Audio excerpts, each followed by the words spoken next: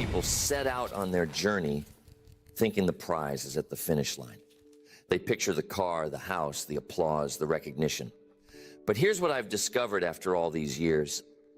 It's never really about the finish line. It's about who you had to become on the way there. And that's why the obsession has to be with the work, not the results.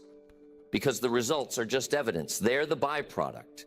The real reward is the person you turn into through the process. Think of it like this.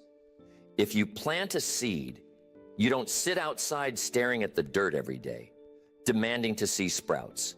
You water it, you tend the soil, you pull the weeds, you commit yourself to the work, and then, one day, growth shows up. Not because you obsessed over the sprout, but because you obsessed over the watering.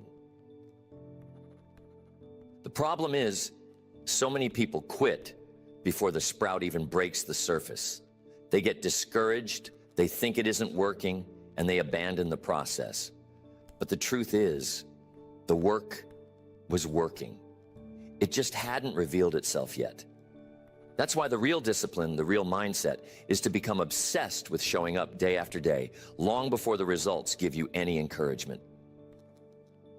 I've met people who put all their energy into dreaming about what life will look like when they succeed. They imagine themselves standing at the top of the mountain, but they never practice climbing.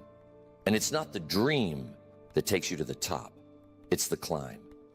It's the blisters, the sweat, the daily steps. You can't skip the climb and still expect the view. Here's the key. Don't wish it were easier. Wish you were better. That's the spirit of being obsessed with the work. If you only chase the results, you'll always be frustrated because the world doesn't hand them out freely. But if you chase improvement, if you fall in love with the grind, the results will eventually chase you. That's what this entire conversation is about. It's about building a way of living where you measure yourself, not by trophies or applause, but by the consistency of your effort. You measure progress by the work you put in today, not just the recognition that may or may not come tomorrow, because recognition fades, trophies gather dust, but the discipline you build lasts a lifetime. And once you make that shift, once you decide the work itself is the reward, everything changes.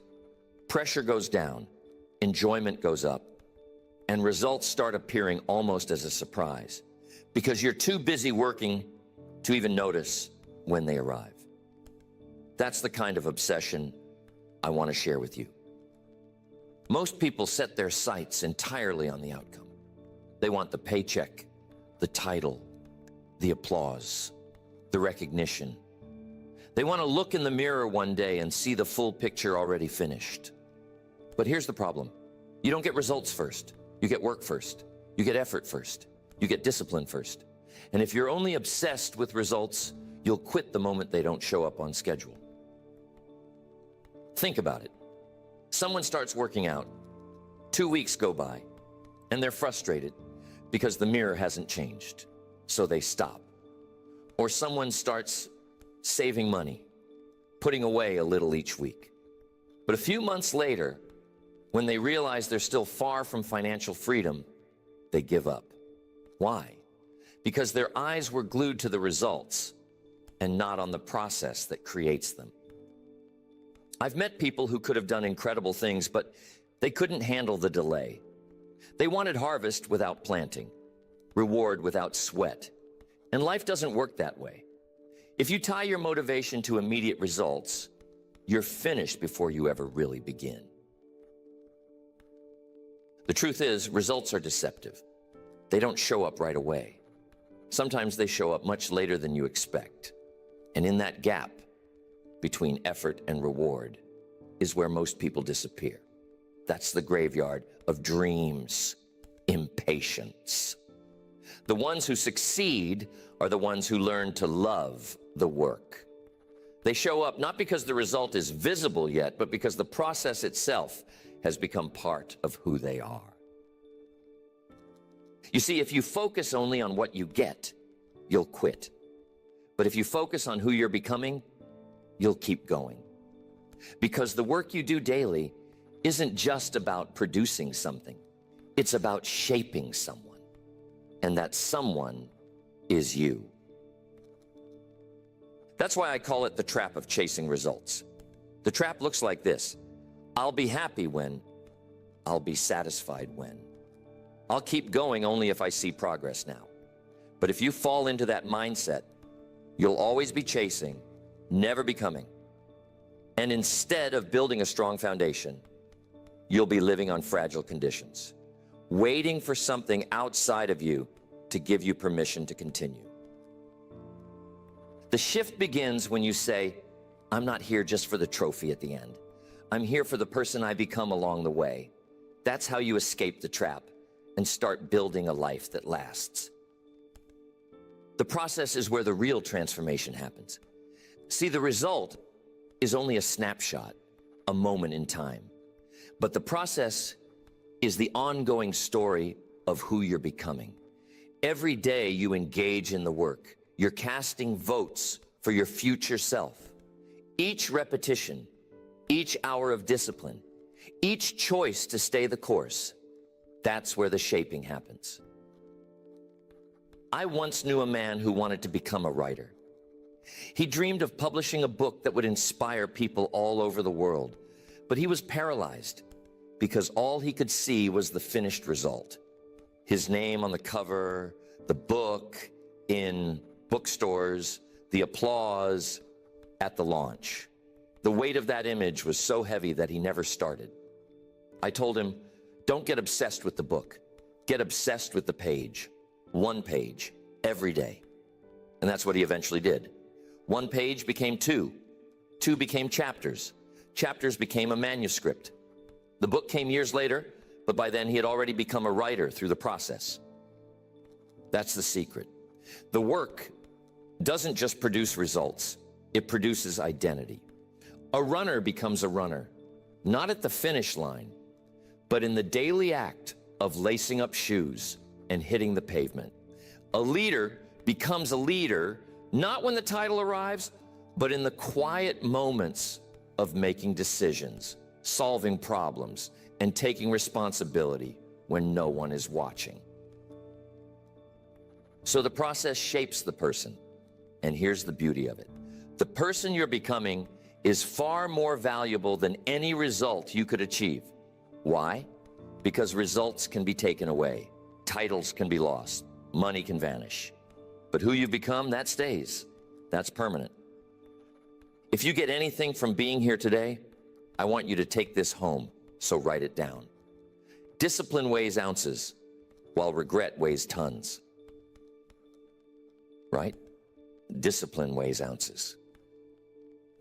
But regret weighs tons. And I'll make it simple. The daily process, the small disciplines, may feel heavy in the moment, but they're light compared to the crushing burden of looking back and realizing you never became who you could have been. Every day you show up, every time you practice, every choice to persist instead of quit, that's character being built. And character is what will carry you when results seem far away. If you skip the process and demand the reward, you'll end up fragile. But if you embrace the process, you'll end up strong. And here's what's interesting. When you fall in love with the process, the results often show up when you least expect them. They sneak up on you. You'll look back after a year of faithful work and realize you've covered miles. You didn't even notice because you were too busy doing the work. That's the miracle of process. It makes the journey its own reward. Detaching from outcomes is one of the hardest lessons to learn. We live in a culture that glorifies the finish line. Titles, bank accounts, trophies, recognition. And don't misunderstand me. Those things matter. Results are important. But if they're the only reason you show up, you won't last. because results don't come every day. Results come at the end of long stretches of work where it feels like nothing is happening. I knew a young man once who wanted to build a business. He was sharp, full of energy, and had all the ambition in the world. But after a few months, when the customers didn't come as quickly as he thought, he quit. Why? Because he was addicted to results, not committed to the process. He wanted instant proof, not delayed reward. And that's the trap most people fall into. They want harvest without planting, reward without patience, victory without discipline. If you tie your emotions to the outcome, you'll always be on a roller coaster, high when things go right, crushed when they don't. But if you tie your emotions to the process, you'll find steadiness, because the process is yours. No one can take it from you. You can control the work, you can control your effort, and you can control your habits. The outcome will follow in due time. Think of the farmer. He plants in the spring, but he doesn't dig up the seeds 2 weeks later to see if anything's happening. He trusts the process. He waters, he cultivates, he protects the field from weeds and pests. And then, after a season, the harvest comes. That's the model of life. Get obsessed with doing the daily work and let the results take care of themselves. I once asked a successful athlete how he handled the pressure of competition. He told me he didn't think about winning or losing during the game. He thought only about execution, doing the small things right, play by play. He said, "The results will take care of themselves if I take care of the details." That mindset is what carried him through, not only in sports, but later in business and in life. This is where longevity comes from. The person who is tied only to outcomes will quit the moment. Results slow down. But the person who is in love with the process, who finds satisfaction in showing up, who gains fulfillment from the work itself, nothing can stop them. They'll keep going when others fall away. And eventually, they'll get the results too, because persistence always outlasts impatience. So detach from the obsession with results. They're not your responsibility. Your responsibility is the work.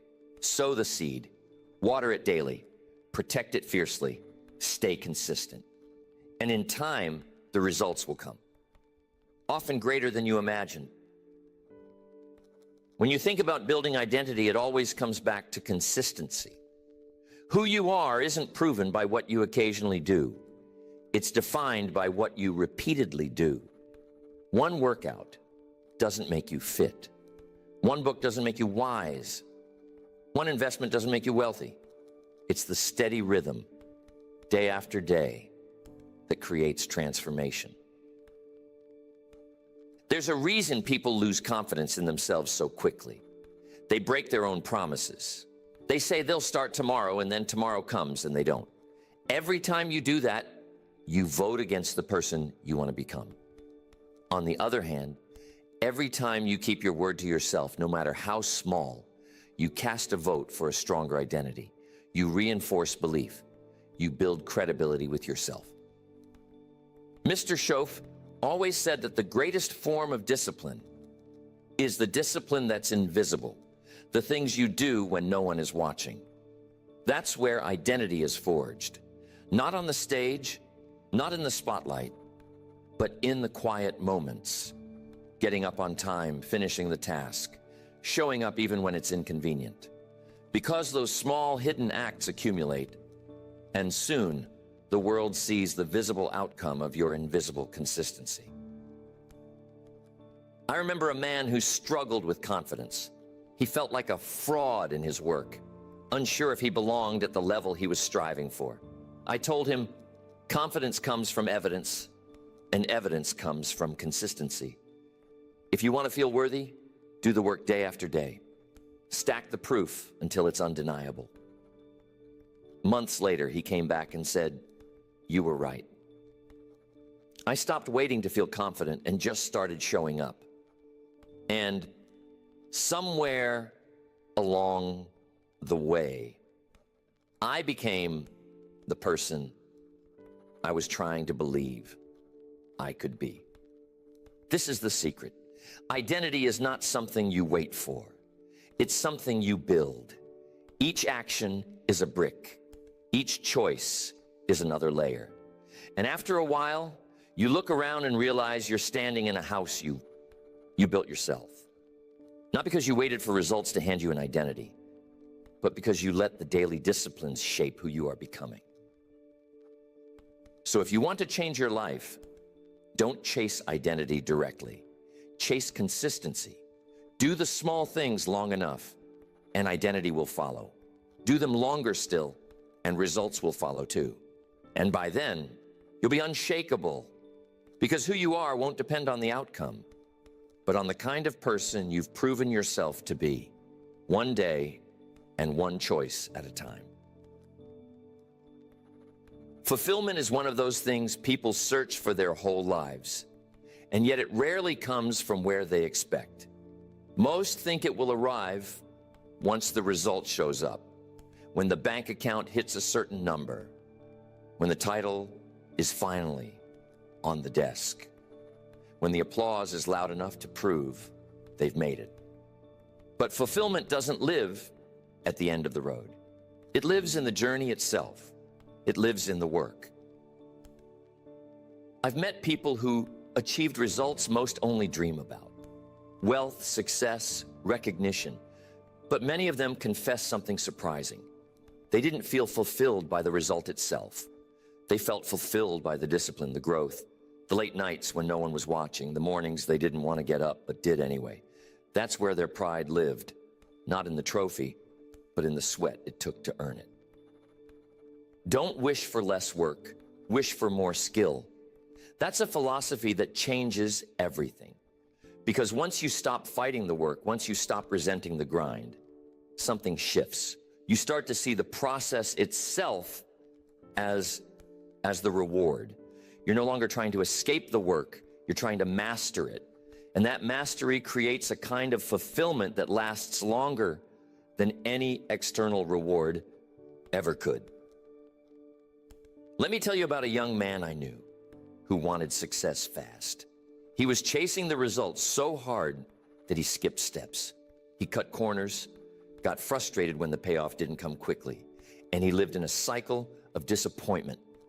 I told him, slow down, learn to enjoy the work itself, find joy in the process, build the habits, sharpen the skills, show up even when no one notices.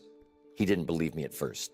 He thought fulfillment would only come when he got the big break. But after a while, he changed his approach. He started pouring himself into the craft, learning, practicing, improving.